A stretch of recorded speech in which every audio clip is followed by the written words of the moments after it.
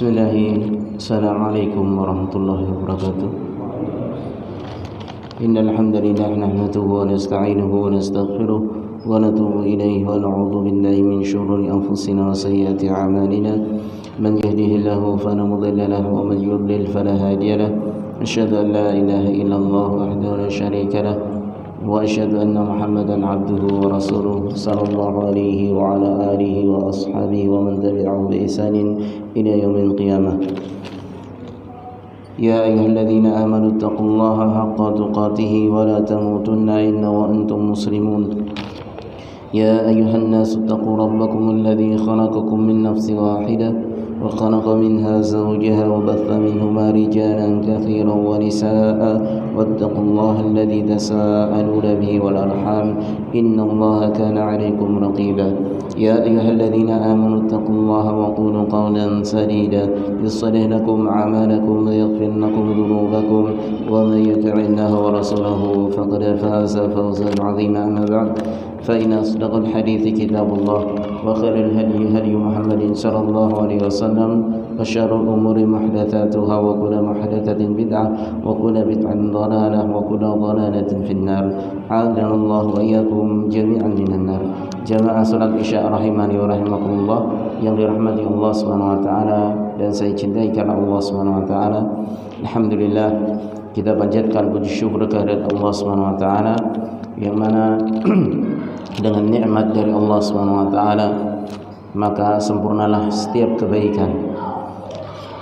Tanpa rahmat, tanpa hidayah dan juga tanpa taufik dari Allah Subhanahu wa taala, kita tidak akan mungkin bisa melaksanakan kebaikan-kebaikan yang kita inginkan, ya.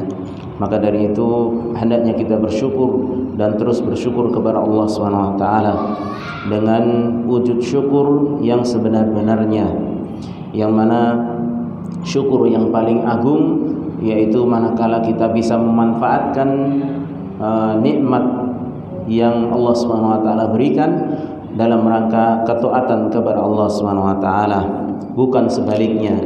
Nikmat yang kita terima justru kita gunakan untuk hal-hal yang sia-sia, bahkan naudzubillah untuk kemaksiatan, untuk dalam rangka bermaksiat kepada Allah Subhanahu wa taala.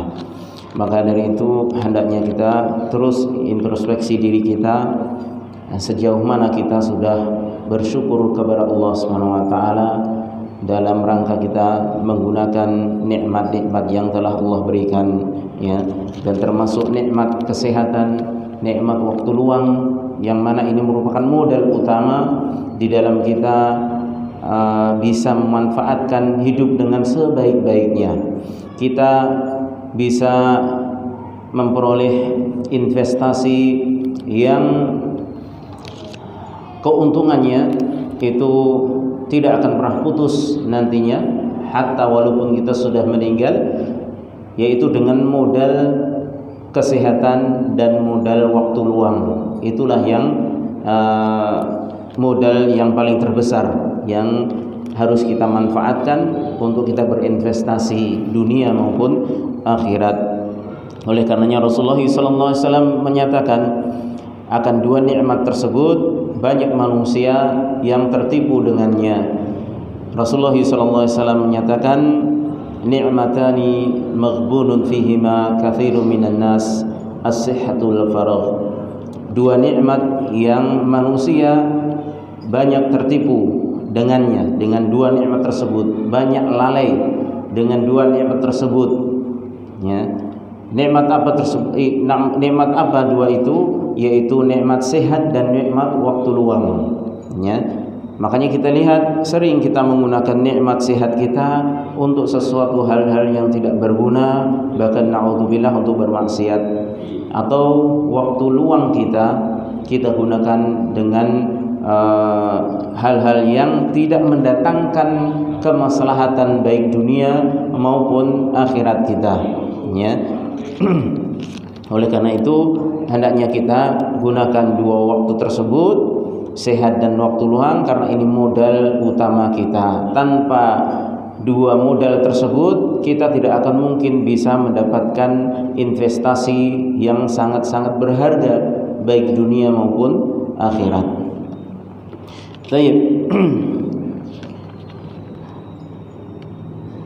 Sebelum kita lanjutkan kajian kita, saya ingin mengingatkan di beberapa hari ini saya melihat sebagian jamaah ketika sholat itu melakukan kesalahan yang fatal di dalam sholat, dan ini kalau disadari, artinya dilakukan dengan sengaja, maka batal sholatnya. Tapi kalau ini dilakukan tidak sengaja, belum tahu ilmunya misalnya, maka ini bisa jadi mendapatkan udzur di sisi Allah SWT. Yaitu ketika kita sujud,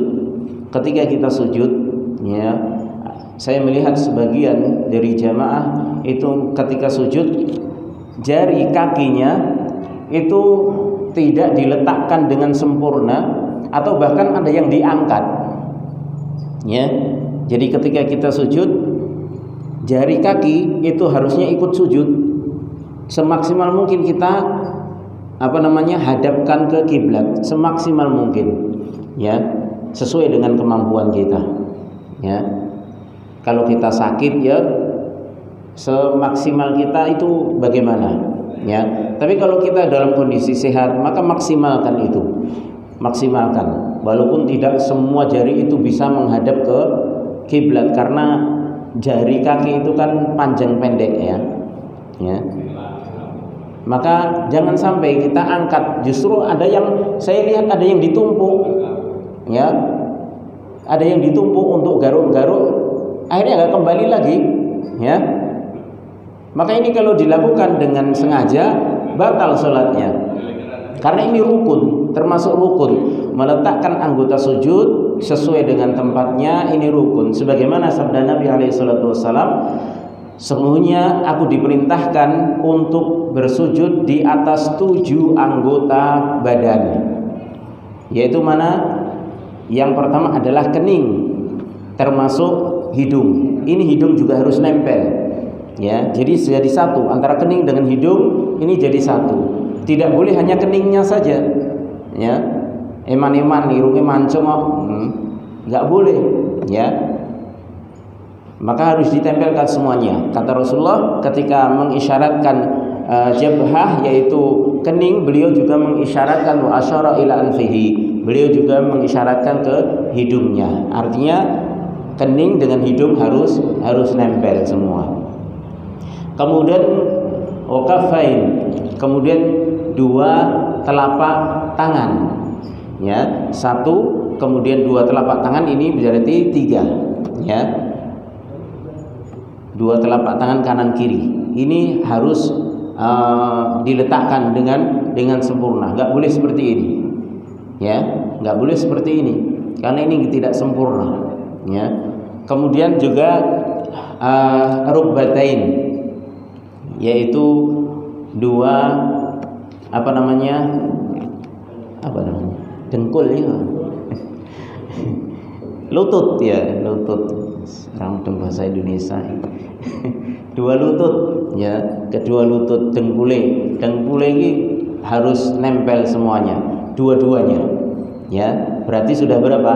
1, 2, 3, 4, 5. Kemudian yang ke-6, 7 adalah torf qadamain, yaitu ujung jari kaki, ya, ujung jari kaki. Makanya kalau ada misalnya sakit sedikit, tetap ditempelkan ke lantai. Tapi kalau nggak sakit, kondisinya biasa, normal, alhamdulillah sehat, maka semaksimal mungkin dihadapkan ke kiblat, ditekuk, ya. Jangan sampai diangkat, ya. Jangan sampai diangkat, sampai nggak nempel ke tempat sujud, tempat artinya untuk kita sholat tersebut, ya. Karena ini semuanya anggota 7 ini memang diperintahkan oleh Allah SWT agar untuk ikut sujud, dan nanti semuanya itu akan menjadi saksi di hadapan Allah pada hari kiamat. Makanya di antara keistimewaan seorang muslim, ya, sebagaimana yang telah kita bahas dahulu di hari Rabu tentang kitab tauhid, bagaimana seorang muwahhid yang masuk neraka ketika dia memiliki dosa yang harus dibersihkan dulu. Di antara keistimewaan seorang muslim yang memang kalau ditakdirkan harus dicuci dulu dosanya di dalam neraka, maka anggota sujudnya di waktu sholat itu tidak akan dikenai azab, tidak akan disiksa dengan api, ya. Walaupun badan yang lainnya mungkin terkena, tapi dikhususkan ini memang suatu yang istimewa. Dan nanti, ya, Rasulullah SAW di antara beliau melihat ciri umatnya yaitu bersinarnya anggota wudhu dan juga anggota sujudnya tersebut. Ya, Rasulullah SAW walaupun nggak kenal kita, kalau kita sujud kemudian kita gunakan anggota badan kita untuk wudhu sempurna, sujudnya sempurna, sholatnya sempurna, itu nanti pengaruh-pengaruh yang nempel ketika kita sholat, ketika kita sujud, itu akan menjadi ciri tersendiri yang digunakan Rasulullah SAW untuk mengenali kita sebagai umatnya. Ya, maka ini himbauan pengingat untuk saya pribadi dan jamaah sekalian, hendaknya kita perhatikan terutama ketika kita sujud. Ya. Dan alhamdulillah kita semakin sering kita belajar agama, alhamdulillah kita semakin tahu ilmu, semakin kita bisa membenahi diri kita dalam beribadah kepada Allah Subhanahu wa taala. Bayangkan kalau kita nggak punya majelis taklim, nggak belajar seperti ini, ya, maka seakan-akan ibadah kita akan hampa, ya. Dan jenengan ngertos kiambak, ya. Rasane bedone ngaji kali mboten ngaji, ya. Orang kalau mungkin dapat hidayah di masjid, tapi kalau nggak ngaji, Allah paling bertahan berapa? Sebulan 2 bulan, ya. Jenengan kertas kiambak toh, ya. Futur meneh, balik meneh, ya. Kenapa? Karena nggak ada yang mengokohkan dia dalam ibadah. Seakan-akan nggak tahu tujuan ibadah ya apa. Ibadah kaya nek pas susah tok, nek pas ditinggal mati anak bojo, utawa pas ditinggal selingkuh bojone lagi moro ning masjid. Tapi engko nek esuk pasangan meneh lali meneh. Mergone ora ngaji. Tapi dengan ngaji, dengan belajar agama itu kita bisa dijaga oleh Allah Subhanahu wa taala dengan perantara ilmu yang kita pelajari. Ya, hati juga jadi tenang. Setiap masalah seberat apapun yang kita hadapi di dunia ini itu akan insya Allah bisa diberikan jalan keluar. Ya, minimalnya kita ketika menghadapi masalah tersebut hati kita nggak kemerungsung, nggak gerusa-gerusu, ya, karena yang namanya ketergesaan itu al-ajalah minasyaiton, ya. Ketergesaan di dalam menghadapi masalah apapun itu dari syaitan, ya. Dan ketenangan itu datangnya dari Allah Subhanahu wa taala. Maka setiap kali orang itu merasakan ketenangan, maka niscaya apapun yang menjadi masalahnya dalam kehidupan itu insya Allah bisa dijadikan jalan keluar dengan sempurna, ya, dengan izin Allah Subhanahu wa taala. Baik. Kemudian kita lanjutkan kajian kita masih menyelesaikan tentang fusulul adab wa makarimil akhlaq al-masyru'ah, yaitu macam-macam adab dan akhlak mulia yang disyariatkan. Kita sudah masuk pada poin-poin terakhir, mungkin tinggal beberapa kali pertemuan lagi insyaallah, ya, kita akan ganti pembahasan, ya.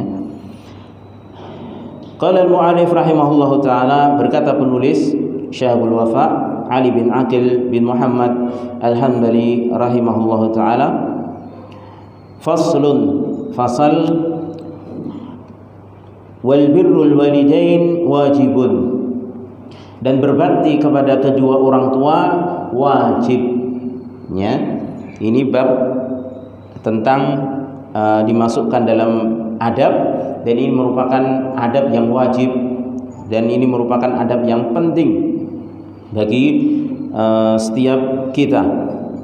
Wa hadzal faslu aqadahu al-muallif rahimahullahu taala fima yata'allaqu bi birril walidain. Dan bab pembahasan ini, fasal ini dibawakan oleh penulis rahimahullah taala berkaitan dengan berbuat baik dengan kedua orang tua. Wa birrul walidain huwal ihsan ilaihima, dan berbuat baik dengan kedua orang tua itu adalah al-ihsan, namanya al-ihsan, ya, berbuat baik dengan keduanya. Wa ta'atuhuma wa adamu ma'siyatihima, mentaatinya dan juga tidak memaksiatinya.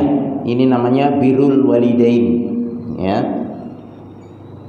Wa fi'lu ma yasurruhuma, dan juga melakukan apa yang menjadikan keduanya senang. Ini termasuk birrul walidain.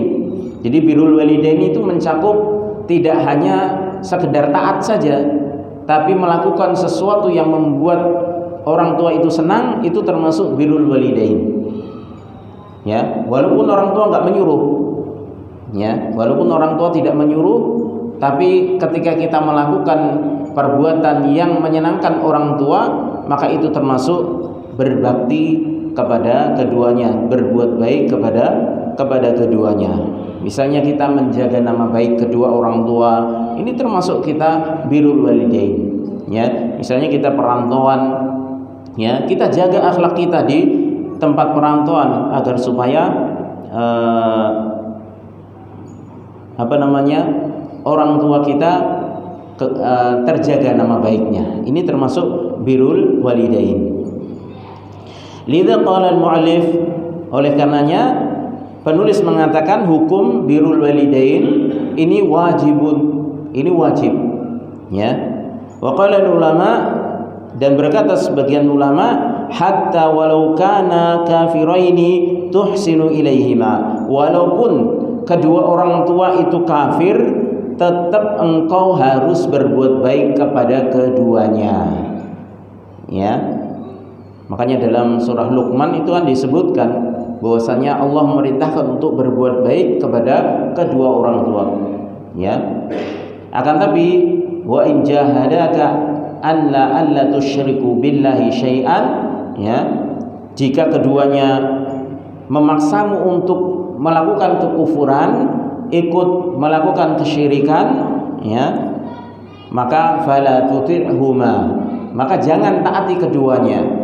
Wa sahibhuma fid dunya ma'rufa, akan tapi apa? Tetap diperintahkan wa sahibhuma fid dunya ma'rufa, tetap pergauli keduanya dengan baik ketika di dunia, ya, walaupun orang tuanya kafir, bahkan walaupun orang tuanya itu memaksa untuk kafir, ya, ngojo-ojo anake gen supayane melakukan kesyirikan, melakukan kekufuran, tidak boleh ditaati, tapi tetap harus diperlakukan dengan baik kedua orang tua tersebut, ya. Tidak boleh dengan alasan wong tuaku maksa aku nindakake sing ora bener, ya sak seneni tak getak-getak, ya, enggak boleh, ya, tidak boleh. Tetap harus dengan lemah lembut.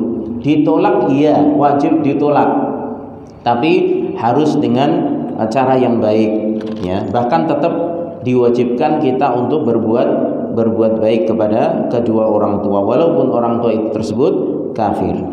Wan Nabi sallallahu alaihi wasallam lama dzakarat lahu Asma anna ummaha qadimat 'alaiha wa hiya raghibah musyrikah, ya, afa asiluha, faqala sallallahu alaihi wasallam na'am siliha, ya. Hadis riwayatkan oleh Imam Bukhari dan Muslim. Nabi sallallahu alaihi wasallam ketika Asma binti Abu Bakar, ya, yang pada waktu itu telah hijrah ke Madinah, kemudian ibunya datang dan ibunya masih kafir, ya, waktu itu masih kafir. Dan ibunya ini datang ke Madinah dari Mekah ke Madinah untuk bertemu anaknya Asma, ya, dalam keadaan dia rindu ingin berjumpa dengan anaknya. Maka Asma minta izin dulu kepada Nabi alaihi salatu wasallam, afasiluha, "Ya Rasulullah, apakah aku boleh menyambung tali silaturahmi kepada ibuku padahal dia musyrik, dia kafir, datang dari Mekah, ya, bukan untuk masuk Islam tapi untuk menemui anaknya yang sudah hijrah ke Madinah." Ya, maka Rasulullah SAW bersabda, "Na'am, ya, siliha," bahkan diperintah sambung tali silaturahmi dengan ibumu, ya. Wa yadullu lidzalika qaulullah azza wajalla, dan yang menunjukkan akan hal itu tentang wajibnya berbuat baik kepada kedua orang tua, yaitu firman Allah Subhanahu wa taala di antara surah Al-Isra ayat ke-23. Allah Subhanahu wa taala menyatakan, "Wa qadha rabbuka alla ta'budu illa iyyahu wa bil walidaini ihsanan." Ya. Dan Rabbmu telah menetapkan qadha wajaba, mewajibkan, alla ta'budu, agar kalian tidak beribadah illa iyyahu, kecuali dengannya, kecuali kepadanya, yaitu kepada Allah Subhanahu wa taala.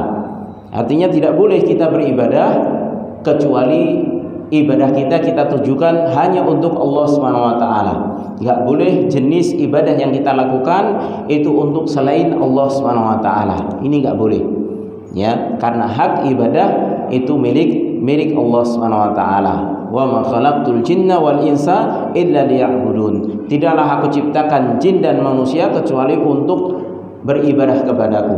Ya, karena kita yang mengadakan adalah Allah Subhanahu wa taala, yang memberikan fasilitas kita adalah Allah Subhanahu wa taala.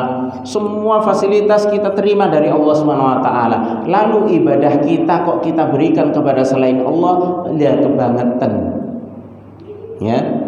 Orang dimatur nuwun. Wong sesama manusia saja mesti enggak terima ketika seperti ini. Ya. Misal kita dapat kebaikan-kebaikan dari seorang, kita punya teman atau punya atasan, ya, atasan kita baik dengan kita dikasih pekerjaan, ya, dikasih fasilitas, ya, sesuai dengan apa yang kita inginkan misalnya, ya, maka kemudian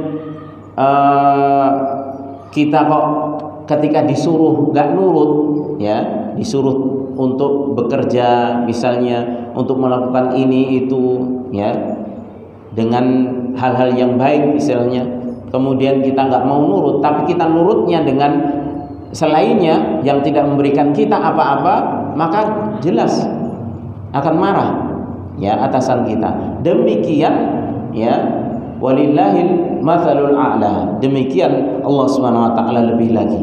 Allah yang memberikan semuanya. Bahkan alam semesta ini beserta isinya sebelumnya nggak ada, kemudian Allah adakan, termasuk kita, ya. Dan Allah nggak tinggalkan kita begitu saja. Allah menyuruh ibadah, menyuruh kita untuk ibadah kepada Allah, tidak hanya sekedar disuruh, tapi Allah berikan fasilitas.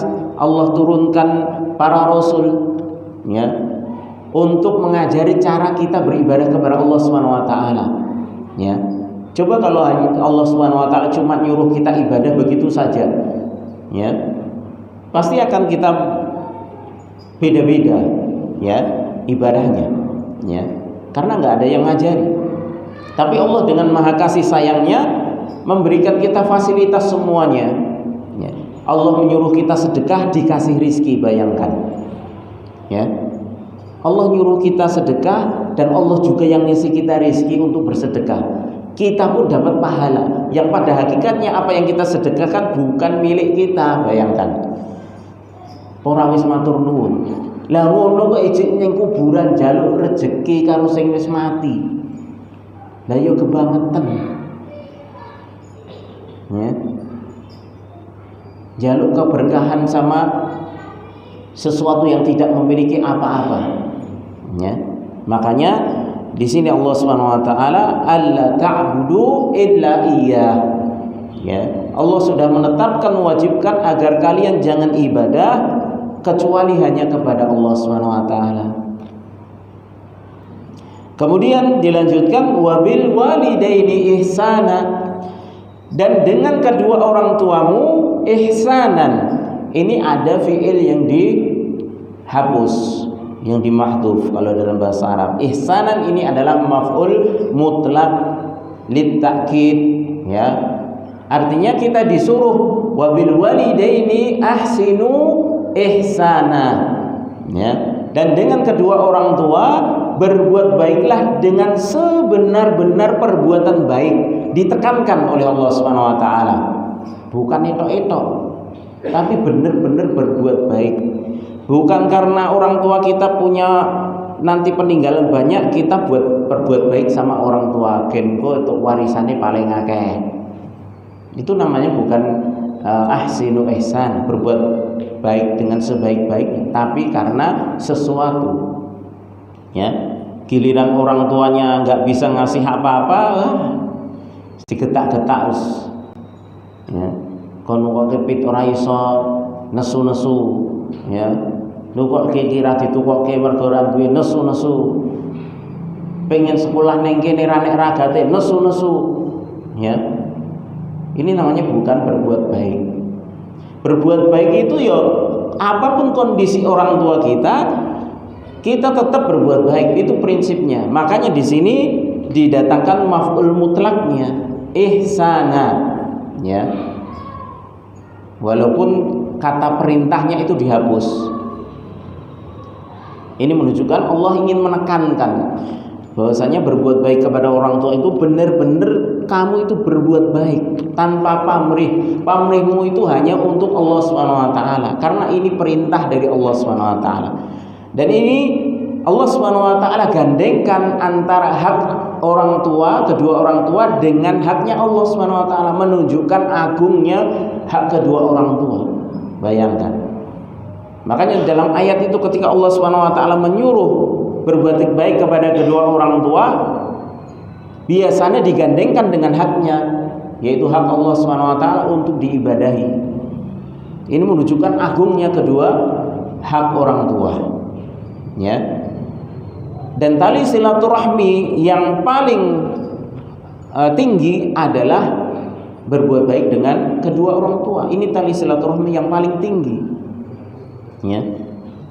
Jadi menyambung tali silaturahmi itu masuk dalamnya birrul walidain.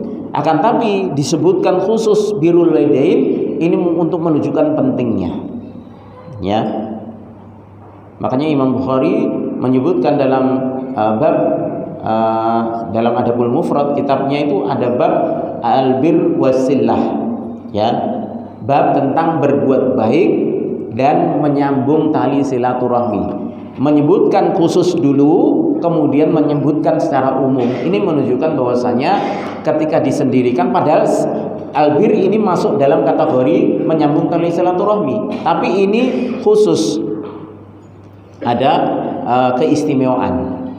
Maka itu ini disendirikan. Kemudian Allah Subhanahu wa taala menyatakan imma yablughanna 'indakal kibara ahaduhuma aw kilahuma fala taqul lahumā uff wa la tanharhuma wa qul lahumā qawlan karīmā. Ya. Imma yablughanna 'indakal kibara. Setelah Allah Subhanahu wa taala menyatakan dan berbuat baiklah dengan sebaik-baiknya dengan kedua orang tua, Allah tidak cukupkan di situ. Allah ingatkan lagi, imma yablughanna 'indakal kibara. Apabila, ya, orang tua itu yablugha 'indaka, yaitu berada di sisimu dalam kondisi sudah tua, ya, ahaduhuma, salah satunya, au kilahuma, atau kedua-duanya. Ini menunjukkan bahwasanya birrul walidain itu kepada keduanya. Gak boleh kita condong kepada salah satunya, ya. Karo pake seneng, karo mboke getak-getak, karo mboke getak-getak, karo pake seneng. Ya, padha wae. Nggak boleh semacam ini. Atau bela salah satunya, nanti anak perempuan bela ibunya, anak laki-laki bela bapaknya, nggak boleh. Makanya di sini disebutkan kalau salah satunya saja itu berada dalam jompo, dalam kondisi sudah tua jompo, atau keduanya, ya, maka tetap berbuat baik. Fala taqul lahuma uff. Jangan pernah sebutkan uff. Uff itu kalau dalam bahasa Arab kalimat yang paling ringan untuk menunjukkan tadajjur, yaitu keluhan. Kalau bahasa Indonesia apa? Sing paling ringan jenengan. Hah? Ah. Ya. Itu paling ringan. Nek ah iki rada ah. Nah, kadang kayak gitu. Ya. Walaupun orang tua kita enggak dengar kalimat tersebut, tetap itu namanya durhaka. Ya. Bahkan para ulama mengatakan ini dari sisi ucapan. Ya. Adapun dari sisi perbuatan ini seperti ketika kita menunjukkan mimik muka yang tidak menyenangkan. Ya. Menunjukkan raut muka yang tidak menyenangkan dengan apa yang diperintahkan oleh kedua orang tua kita. Ini termasuk durhaka. Kita mengerlingkan mata, ya, tanda kita itu enggak suka dengan orang tua, ini sudah durhaka. Ya. Bahkan Ibnu Abbas kalau nggak salah itu sampai mengatakan termasuk durhaka kepada kedua orang tua itu yaitu engkau merasa jijik dengan kotorannya. Ya. Merasa jijik dengan kotorannya. Kenapa? Karena orang tua itu ketika sudah jompo biasanya kan doprok. Kertas doprok ya. Ya. Buang air besar, buang air kecil, yes, di tempat itu, di mana dia duduk, di mana dia berbaring, yes, di situ. Kalau sebagai anak kita jijik, ya, maka kata Ibnu Abbas radhiyallahu ta'ala anhuma, itu termasuk kedurhakaan dari seorang anak. Ya. Makanya di sini Allah Subhanahu wa taala mengingatkan, imma yablughanna indakal kibara ahaduhuma aw kilahuma fala taqul lahumā uff. Ya. Kalimat indaka, apabila orang tuamu itu dalam kondisi jompo di sisimu, dan ini juga menunjukkan bahwasanya yang paling afdol, ya, dalam berbuat baik kepada kedua orang tua yaitu ketika orang tua itu kita rawat di sisi kita, ya, itu yang paling afdol, derajat yang paling baik, ya. Makanya kalau kita bisa mengkompromikan, misalnya kita sudah punya anak istri, orang tua itu kita rawat bersama dengan istri kita, sama-sama berbakti, ya, maka ini adalah hal yang paling baik, yang paling afdol. Tapi kalaupun tidak bisa, karena mungkin ada sesuatu hal yang mungkin orang tua kita dengan istri kita nggak akur, ya, maka dipisahkan, tapi dengan tetap kita harus memantau orang tua kita, ya, harus memantau orang tua kita. Setiap hari kita harus sempatkan untuk mengetahui kondisi orang tua kita, keperluan orang tua kita, apa yang dibutuhkan, terutama ketika sudah jompo, sudah tua.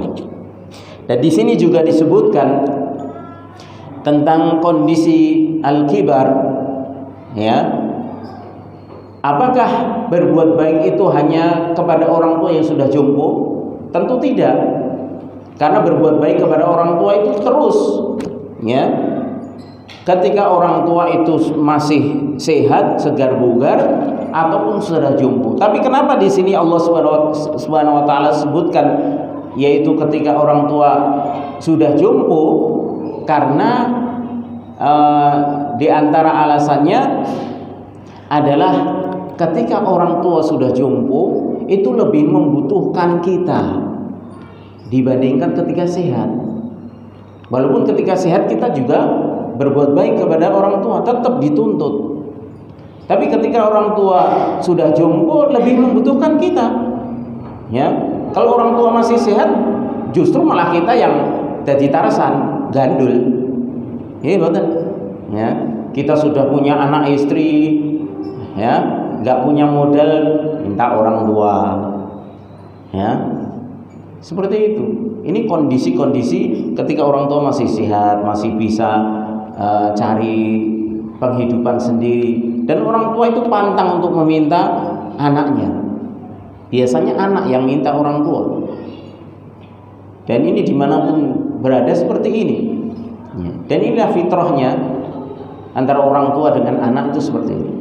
Maka ketika orang tua itu sudah jompo, sudah tidak bisa lagi mencari kehidupan sendiri, rezeki sendiri, maka dia lebih membutuhkan kita selaku anak. Ya, maka ini diingatkan oleh Allah Subhanahu Wa Taala. Kemudian alasan yang kedua, yaitu masa bakti kita dengan orang tua ketika sudah jumpo itu lebih lama, dan bisa jadi sampai wafatnya orang tua kita. Ya, bisa jadi misalnya umur 60 tahun orang tua kita sudah tidak bisa apa-apa, ya, padahal Allah takdirkan dia sampai umur 90 tahun atau umur 80 tahun. Bayang berapa puluh tahun itu, 20 tahun, 10 tahun mungkin, atau bahkan 30 tahun dalam kondisi yang tidak bisa apa-apa lagi.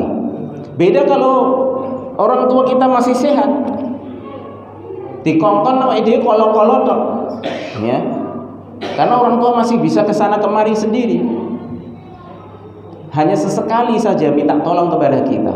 Tapi kalau orang tua sudah jompo, itu kita fokus, bisa dikatakan kita fokus 24 jam dengan orang tua. Maka ini berat.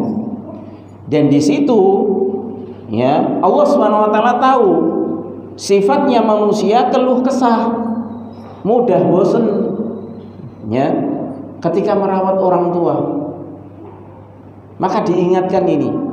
Ketika orang tua sudah jompo, diingatkan oleh Allah Subhanahu Wa Taala, salah satunya ataupun keduanya. Karena memang masa bakti kita ketika orang tua sudah tua itu sangat lama. Bahkan kalaupun kita merawat 2 tahun, 3 tahun saja, itu pun kita merasa lama kok. Sering kita katakan, wah, aku pirang tahun ngopeni buku, ya, ngopeni bapakku, padahal mau setahun, ada orang yang setahun. Kenapa? Karena 24 jam kita harus memperhatikan kondisi orang tua kita yang sudah tidak bisa apa-apa.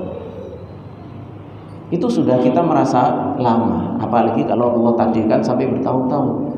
Makanya tetap Allah ingatkan, kalau sudah jompo seperti itu, fala taqul lahuma uff, jangan katakan ah.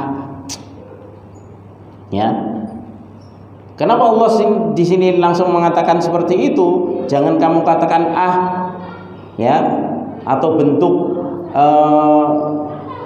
menyesal, bentuk bosan ngurusi orang tua, ya. Karena Allah Subhanahu Wa Taala Maha tahu kalau umur tua itu kayak anak kecil lagi, ya. Kalau bahasa Arabnya jadi kalan, yaitu jadi beban, ya. Orang tua kalau sudah tua jadi beban bagi anaknya, ya. Tapi beban itu, dibalik itu pahalanya luar biasa. Makanya Allah jangan sampai pahala yang besar itu terbatalkan dengan kalimat yang kecil tapi itu besar dosanya di sisi Allah Subhanahu Wa Taala.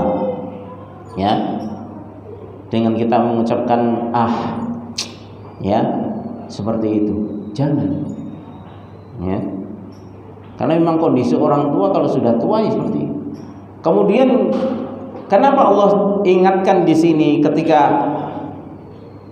orang tua itu masih sudah dalam kondisi jompo? Allah ingatkan di sini khusus dalam kondisi jompo karena pada dasarnya orang tua itu ketika merawat anak dengan anak merawat orang tua harapannya beda. Kalau anak merawat orang tua harapannya ndang mati ge wis leren. Ya, warisan Pak. Nek di warisan. Tapi kalau orang tua ngerawat anak, harapannya apa? Sehat, sukses, ya. Mbok anak iki duwe kelainan toh, Pak. Istilahnya. Dokter sudah istilahnya kayak orang kena apa namanya? Kelainan otak, ya. Punya anak kelainan otak. Enggak ada orang tua yang ngarep-arep anake wis ndang mati wae le. Buke pake gendang leren. Tak ngopeni liyane. Enggak mungkin. Orang tua yang masih normal ya, itu enggak mungkin ada harapan seperti itu. Tetap akan diusahakan, didoakan dengan doa yang sebaik-baiknya. Tapi kalau anak merawat orang tua doanya apa? Ya Allah, kalau engkau ora tegel kula. Insyaallah. Ini guys, bedanya nih. Makanya di sini diingatkan. Imma yablughanna indakal kibara ahaduhuma aw kilahuma fala taqul lahumā uff wala tanharhuma, dan jangan bentak keduanya. Ya. Jangan katakan kepada keduanya, wah Pak Ibu iki kolot men ketinggalan zaman. Ora ngikuti perkembangan zaman. Saiki zamane canggih, ya. Jangan seperti itu. Enggak boleh. Ini durhaka juga. Ya, termasuk durhaka. Ya. Membentak terus mengatakan orang tua kolot, ketinggalan zaman, ya.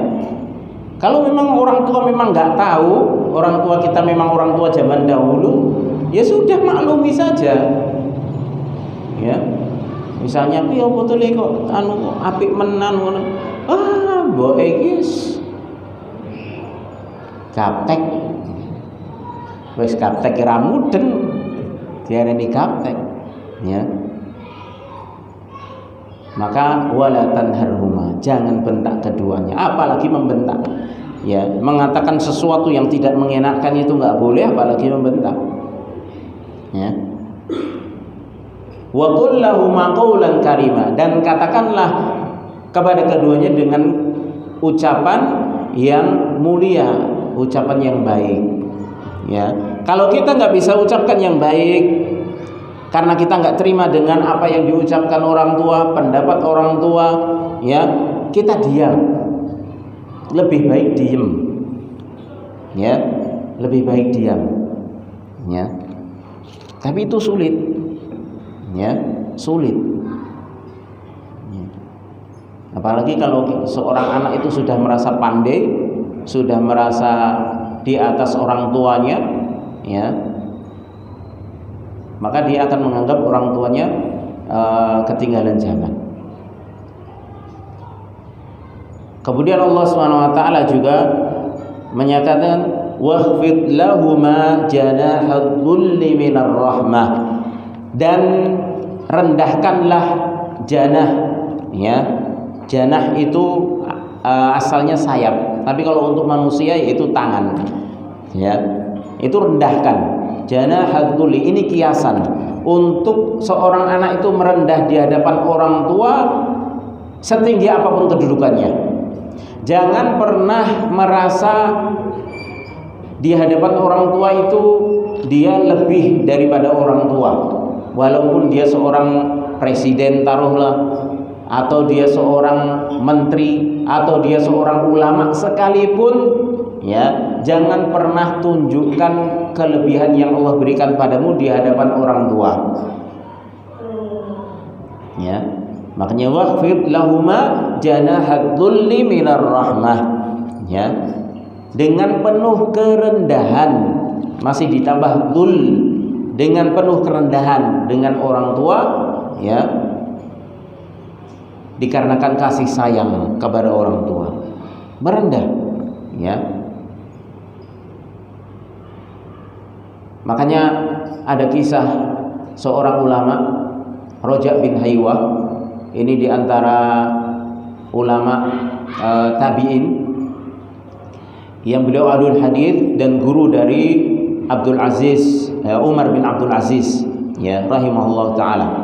Roja bin Haywah itu pernah jago dalam hadis dan beliau mengajar hadis halaqah seperti ini, ya.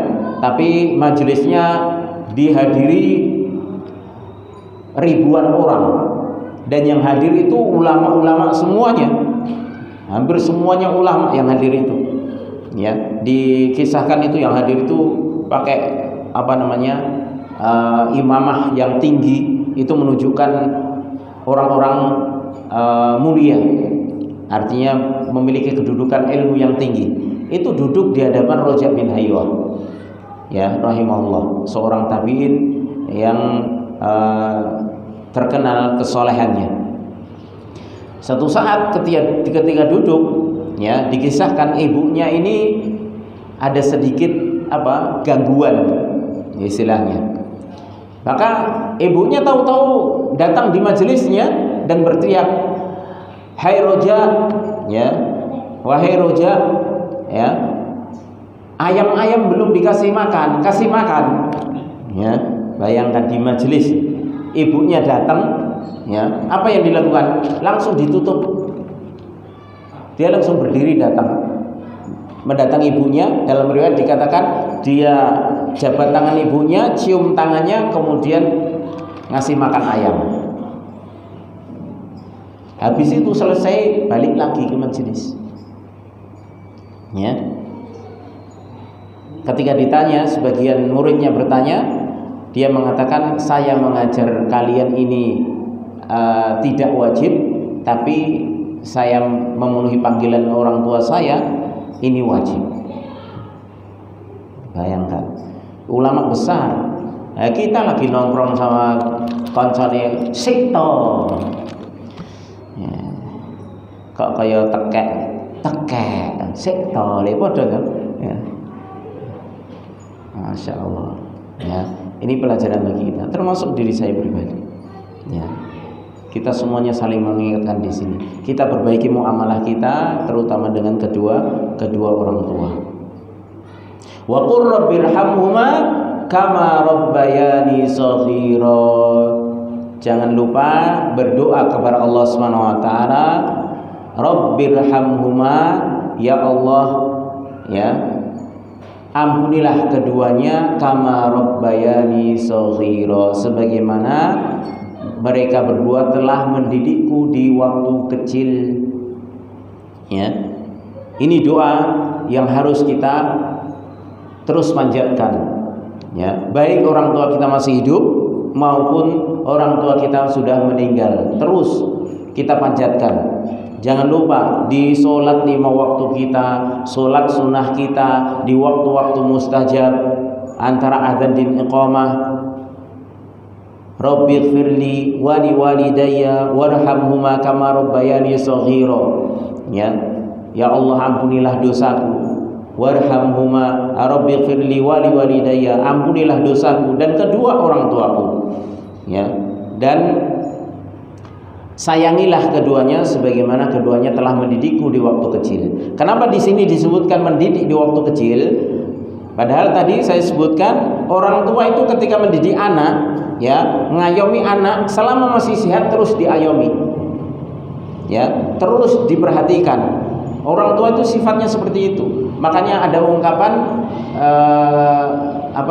kasih sayang orang tua itu sepanjang masa, dan itu benar, ya. Orang tua lihat anaknya sudah wis omah-omah nek wong Jawa ngarani, ya, itu congkrah ngono wis susah, ya. Apalagi kalau tahu anaknya pisahan, wah susah banget. Kok iso to le, mbok ngalah sithik to le, mesake anak-anakmu, kurang apa modalnya. Seperti itu orang tua, ya. Tapi kenapa di sini disebutkan sebagaimana mereka telah merawatku di waktu kecil? Karena Allah ingin mengingatkan. Di waktu kecil kamu nggak ingat. Kalau waktu besar jaluk modal, jaluk apa, kelingan. Tapi ketika masih kecil, nggak ingat anak itu. Apalagi ketika di dalam perut, di rahim orang tua. Kemudian ketika keluarnya disusui, apa kelingan? Ya, gayane piye Pak Ibu Mas Yusuf? Ora nek sing kelingan. Ya. Ya. Itu ketika masa-masa seperti itu. Umur 5 tahun saja kadang kita nggak ingat. Kebanyakan kita nggak ingat. Ya. Maka di sini diingatkan, ya, doanya itu dengan menunjukkan bahwasanya ketika orang tua merawat diriku masih kecil, sayangi mereka juga sebagaimana mereka telah merawatku di waktu kecil, ya. Maka ini ringkas kandungan dari surah Al-Isra ayat ke-23, ya. Kemudian juga Allah SWT dalam surah An-Nisa ayat ke-36 menyatakan wa'budullaha wa la tusyriku bihi syai'an wa bil walidaini ihsana, dan sembahlah Allah SWT dan jangan sekutukan Dia dengan sesuatu pun, dan dengan kedua orang tua berbuat baiklah dengan sebaik-baiknya. Ya. Jadi hak Allah mesti digandengkan dengan hak orang tua. Ketika Allah menyuruh untuk berbuat baik dengan orang tua, pasti digandengkan dengan haknya sendiri. Ini menunjukkan agungnya hak orang tua, dan ini birrul walidain yang sifatnya wajib, ya. Baik, ini dulu, insyaallah kita lanjutkan, masih ada sedikit pembahasan tentang birrul walidain, karena kalau kita kupas tentang birrul walidain ini sebenarnya sangat panjang. Dalam ayat-ayat Al-Quran banyak sekali disebutkan perintah Allah SWT. Kemudian Allah mengingatkan tentang jasa-jasa kedua orang tua. Makanya tidak salah ketika orang tua itu mengingatkan anaknya untuk berbuat baik. Ketika anaknya itu durhaka, ngeyel, orang tua mengatakan, "Le, kowe ndek benis tak openi koyo ngene, ya, gedingkelan nganti sirah dinggo sikil dinggo sirah," ya. Itu enggak masalah orang tua. Kenapa? Allah sendiri tuh yang mengingatkan tentang jasa orang tua. Makanya orang tua jangan ragu ketika anaknya ngeyel, durhaka, ingatkan akan jasa-jasa kedua orang tua, ya, kepada anak. Bagaimana perjuangannya, ya, agar anak itu sadar. Karena dengan ini seorang anak itu bisa sadar dari kelalaian, ya. Baik, insyaallah kita akan sambung pada pertemuan yang akan datang. Mudah-mudahan apa yang saya sampaikan bermanfaat bagi saya pribadi dan jamaah sekalian. Kurang lebihnya mohon maaf. Kita akhiri dengan doa kafaratul majelis. Subhanakallahumma wa bihamdika asyhadu an la ilaha illa anta astaghfiruka wa atubu ilaik. Assalamualaikum warahmatullahi wabarakatuh.